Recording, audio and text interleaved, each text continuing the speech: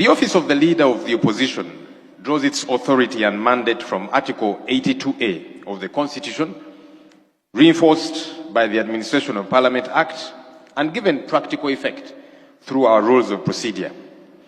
It sits within the constitutional architecture through which Parliament holds the executive to account, a function that is not just ceremonial. Parliament was never designed as a passage point for government proposals. It exists to interrogate policy before it becomes law, to scrutinize proposals. It exists to ensure that expenditure is scrutinized before it is authorized, and to demand accountability after public resources have been spent.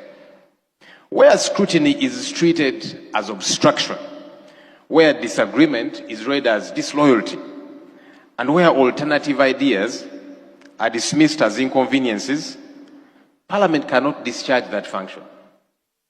Every mature democracy recognizes the opposition for precisely this reason. A strong opposition is one of the principal safeguards against the abuse of public power. Accountability is an act of fidelity to the people who elected all of us.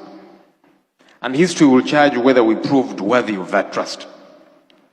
The office of the Leader of the Opposition gives practical expression to these principles. It coordinates the work of the shadow cabinet, supports members through research and policy analysis, scrutinizes legislation and public expenditure, contributes to parliamentary business, and presents alternative policy proposals for consideration by the House. Equally important, the opposition chairs Parliament's accountability committees because oversight is strongest when exercised independently of those responsible for implementing government programs. That arrangement reflects a constitutional understanding that public accountability is strengthened when scrutiny is credible, objective, and fearless. Subscribe to Orobe Media. Honorable members, throughout the 11th Parliament, the Office of the Leader of the Opposition advanced parliamentary accountability through alternative policy statements, alternative budget priorities, minority reports, petitions, motions, matters of national importance, and oversight visits to public institutions and government projects, all aimed at ensuring that decisions of this, our august House, were informed by evidence, alternative perspectives, and the realities on ground, rather than by the government's account alone. Honorable colleagues, as we begin the work of the 12th Parliament, we should remain guided by a simple but profound truth. The confidence of the people in this institution will depend less on what we say or what we do. The confidence of the people in this institution will depend less on what we say than on what we do. Every law we pass, every budget we approve, and every oversight report we adopt must answer one fundamental question. Will this improve the lives of the people who entrusted us with their vote? The Constitution has entrusted Parliament with 4 cardinal responsibilities: to legislate, to represent our constituents, to appropriate public resources, and to hold the executive accountable. None of these functions is superior to the other, and none should be exercised casually. Laws shape the character of our nation. Budgets reveal our priorities. Oversight determines whether public promises become public services. When any of these responsibilities is weakened, Parliament itself is diminished. Permit me, therefore, to offer 3 reflections that I hope will guide our work during this Parliament. First, let us safeguard the independence of Parliament. The authority of this institution does not rest in its buildings, its procedures, or even its traditions. It rests in the confidence that Ugandans have that their representatives can deliberate and decide freely, guided only by the Constitution, the law, and their conscience. Secondly, colleagues, Let us protect the culture of meaningful debate. We shall not always agree, nor should we. Democracy was never designed to eliminate disagreement. It was designed to ensure that disagreement is resolved through reason rather than through intimidation, through persuasion rather than coercion, and through constitutional processes rather than arbitrary power. A parliament that welcomes diverse opinions almost always produces stronger decisions than one in which only one voice is heard. So, even though we sit on different sides of the House, we are not enemies, colleagues. And we should always be open to criticism and divergent views. Thirdly, let us defend the principle of accountability with equal determination, irrespective of who occupies public office. Public resources belong neither to government nor to parliament. They belong to the people of Uganda. Every shilling appropriated by this House carries with it a solemn obligation to account for how it is spent. That obligation does not change with political seasons because accountability is the currency through which citizens place their trust in public institutions. Holding government accountable, colleagues, is not just to do with how money is used, but also how power and authority is used, and how the laws that we pass as Parliament are adhered to. Colleagues, it should bother us, all of us, regardless of our political differences, whenever we see a disregard for the rule of law. We are the ones who make these laws, we, as Parliament. So it's incumbent upon us to defend these laws. For example, Subscribe to Orobe Media. the Constitution provides for how suspects are apprehended. A constitution that was made by Parliament. But we see people being abducted and kept in incommunicado detention for days without access to family or lawyers. And some are even tortured while there. Colleagues, this is wrong.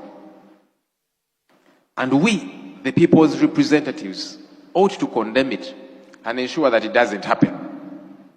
The most recent victim of this is the Honorable Miriam Atembe, former MP, former minister. She participated in the formulation of our Constitution. For someone who took part in creating the foundation on which we stand, the least we could do for her is follow the right procedures if the state is interested in her for any legal reason. Besides, colleagues, criticism should never be an offense. I've heard some people say that those criticizing should always do so respectfully. And I agree. However, respect should be on both sides of the coin. Both sides, at all times. Right Honorable Speaker, you made it clear in your remarks shortly after being declared Speaker that the media should be able to operate freely. And those media houses that had been banned from accessing Parliament eventually returned. Today, we see the same media houses that belong to Nation Media Group being shut down arbitrarily because they are holding us leaders accountable. UCC, which is the regulatory body, has said it does not know the circumstances under which the closure happened, but that it will investigate. Colleague leaders, it is in the best interest of all of us to see that institutions are functional and that the rule of law is respected. May we all, regardless of our different political parties, strive to see that this happens. History has consistently demonstrated that nations are transformed not just by visionary leaders, but by strong institutions. Governments come and go. Political parties win elections and lose them. Parliamentary majorities change with time. Yet the enduring strength of our republic will depend upon whether institutions such as Parliament continue to command the confidence of those they were established to serve. As the leader of the opposition, I give this assurance. We shall discharge our constitutional mandate firmly, responsibly, and patriotically. We shall scrutinize legislation with diligence, examine public expenditure with rigor, present alternative proposals with honesty, and hold the executive accountable with fairness. Where government actions advance the national interest, they will find constructive support from us. Where they depart from the Constitution, however, and undermine accountability or fail the people we all represent, we shall speak with clarity, conviction, and respect for this institution. Allow me to conclude where I began.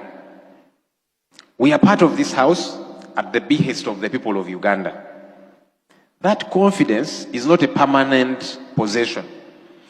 It is a trust renewed only through faithful service. Long after the speeches we make have been forgotten, and long after the divisions in our chamber have faded into history, one question will remain. Did our service strengthen Parliament and improve the lives of our people? If at the end of this Parliament, our citizens have greater confidence in their institutions, stronger faith in the rule of law, and renewed hope that public office exists to serve the public good, then we shall have honored the oath that we took, honorable colleagues, and we shall have justified the confidence placed in us. I appeal to all of us, therefore, to work together, all of us, for the good of this our nation. The Constitution entrusted Parliament with immense powers because it trusted Parliament to exercise those powers wisely. May history record that the 12th Parliament proved worthy of that trust. I thank you for your kind attention, and I say this for God and my country. Thank you. Subscribe to Orobe Media.